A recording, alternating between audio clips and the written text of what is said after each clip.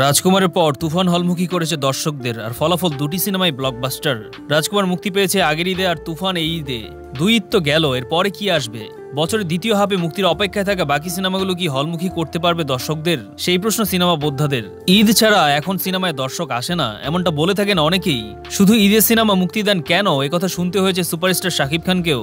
এদিকে বছরের দ্বিতীয় হাফে মুক্তির অপেক্ষায় আছে বেশ কিছু বিগ বাজেটের আলোচিত সিনেমা। দ্বিতীয় হাফে মুক্তির অপেক্ষায় থাকে সেই সব সিনেমা নিয়ে চলচ্চিত্রের আজকের আয়োজন।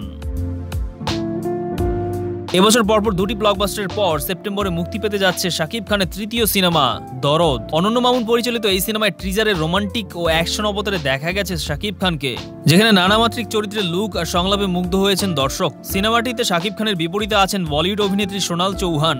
এখন দেখার বিষয় আগের দুটির মতো এটিও ব্লকবাস্টার হয় কিনা। মুক্তির মিছিলে যুক্ত হচ্ছে আরিফিন শুভর নূর সিনেমাটিও। যদিও বা দিনক্ষণ এখনো চূড়ান্ত হয়নি, তবে এই বছরই যে হলে আসবে তা নিশ্চিত। সিনেমাটি পরিচালনা করেছেন তুফান পরিচালক রায়হান রাফি। ট্রিজারে ভিন্ন এক চরিত্রে দেখা গেছে আরিফিন শুভকে, যা দেখতে মুখিয়ে আছেন দর্শক। আরিফিন শুভর দ্বিতীয় সিনেমা নীলচক্র মুক্তির অপেক্ষায় রয়েছে এবছরই। ইতিমধ্যে সিনেমাটির ফার্স্ট লুক পোস্টার প্রকাশিত হয়েছে। সিনেমায় আরিফিন শুভর সঙ্গে নায়িকা হিসেবে আছেন মন্দিরা চক্রবর্তী। অন্যদিকে ঈদুল আজহায় মুক্তির কথা ছিল এম রাহিম পরিচালিত জঙ্গলি সিনেমাটি, কিন্তু নানা কারণে ঈদে মুক্তি থেকে পিছিয়ে আসে সিনেমাটি। তবে এবছর কোনো এক সময়ের মধ্যে মুক্তির সম্ভাবনা রয়েছে বলে জানা গেছে। চলতি বছর মুক্তির তালিকায় আছে শরীফুল রাজের কবি সিনেমাও। সিনেমাতে রাজের বিপরীতে অভিনয় করেছেন কলকাতার অভিনেত্রী ইধিকা পাল।